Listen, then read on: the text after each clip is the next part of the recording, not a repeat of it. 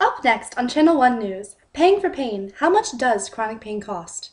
Chronic pain is a major health problem in the United States, and it has been estimated that 35 to 40 million Americans suffer from chronic pain on a daily basis. All kinds of ailments can trigger lingering pain, from arthritis to cancer to digestive disorders, and there's no cure for chronic pain. The most effective treatments occur in multidisciplinary pain programs such as physical therapy, clinics, or other alternative treatments, which can get pricey and fast. Most insurers do not want to cover these treatments, so the patient is left to suffer in silence or pay the enormous price tag on their own. A Stanford University study found that chronic pain costs the nation more than heart disease in medical bills, sick days, and lost productivity. The tab, anywhere from $560 billion to $635 billion a year. Such enormous facts and figures can leave us wondering, how much does chronic pain cost? Dr. Walter Buzz Stewart of American Medical Association said the average cost of chronic pain is $61.2 billion a year. Traditionally, employers have focused on pain's most concrete manifestation, sick days. However, Stewart says the absenteeism makes up less than 25% of productivity lost because of pain. The rest comes from presenteeism, people who show up to work but who can't work efficiently because of their pain. Putting a number on the cost of pain is tricky. Pain is highly subjective, and this makes treating it a challenge. The cost of treating chronic pain is on the rise, and insurance companies are not making it any easier. One of the best ways to reduce the costs associated with chronic pain is to be informed and educated about your options. City slickers are their country cousins. Who's healthier?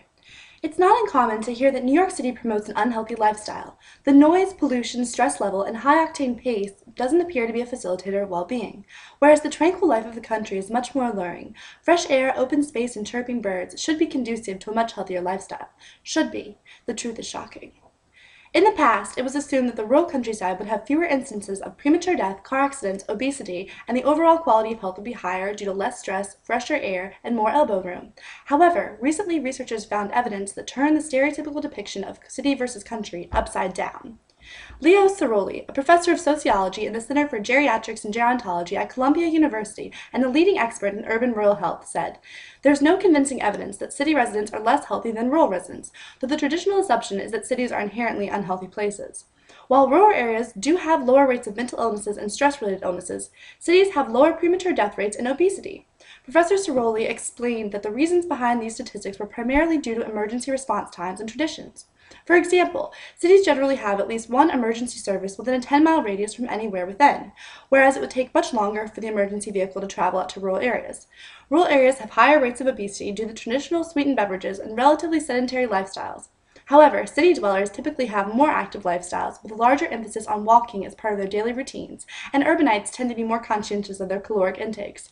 So while rural residents may be sounder of mind, statistics show that their city slicker cousins may be healthier of body. This has been Kelsey Sipe for Channel 1 News. The new class act in town. As the U.S. population ages, the number of baby boomers reaching age 80 and older will explode in the near future, while at the same time the number of people with disabilities will also increase.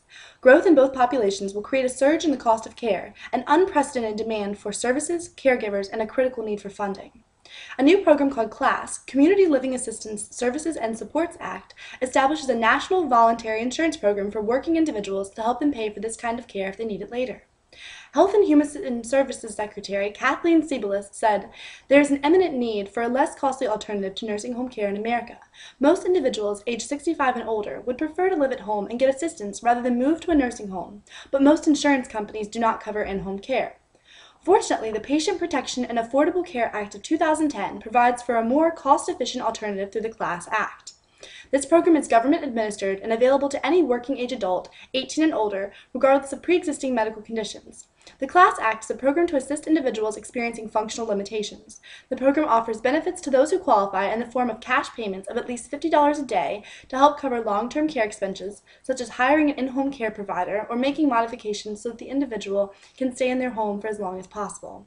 The CLASS Act is a new approach to financing some of the costs of long-term care services and has the potential to draw public attention to prepare for these costs.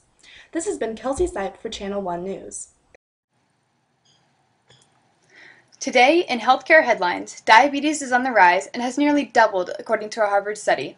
The number of people with diabetes globally has nearly doubled due to human lifespan increasing and a decrease in diet and exercise. This leaves one's pancreas unable to produce insulin at an older age, or leaves one's body cells resistant to insulin with poor diet and little exercise. The rise is said to be increasing globally and is becoming a major healthcare issue because of the disease's need for blood glucose testing supplies, clean needles, insulin, and other medical supplies. With the rise in the number of cases of diabetes mellitus comes a cry for better diagnosing and maintenance of the disease. Many times, the disease is caught in later stages, causing organ and vessel damage that can lead to secondary diagnoses related to diabetes, including risk for cardiovascular disease, hypertension, stroke, or heart attack. There is also a need for education about the disease. Citizens who are uneducated about the disease might not see obvious signs and symptoms and could wait longer before seeking help. Education can also aid those who already have had the disease.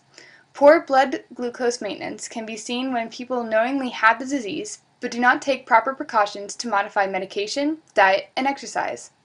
Majid Izzati from the Harvard study says, "Unless we develop better programs for detecting people with elevated blood sugar and helping them control their weight, diabetes will continue to impose a major burden on healthcare systems around the world."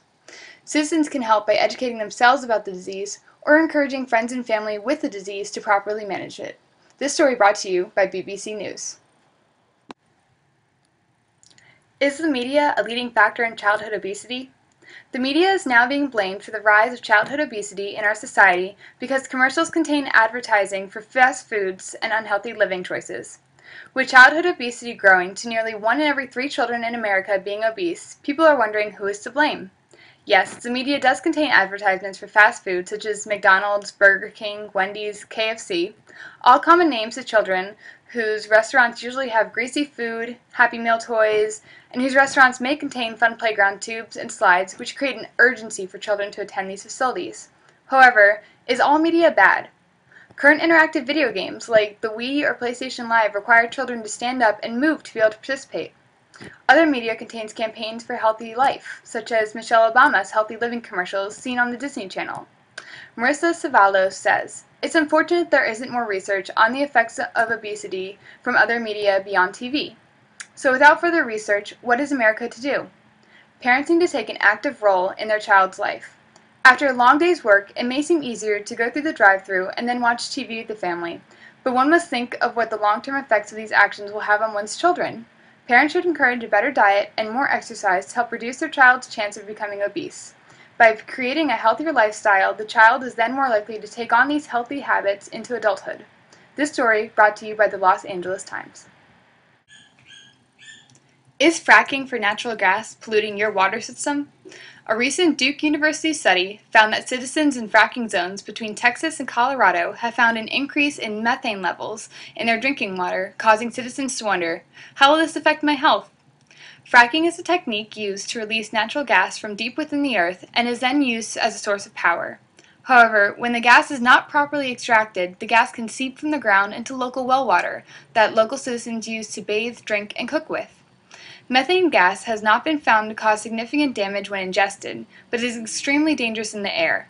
In gas form, it's highly combustible and when inhaled can cause asphyxiation.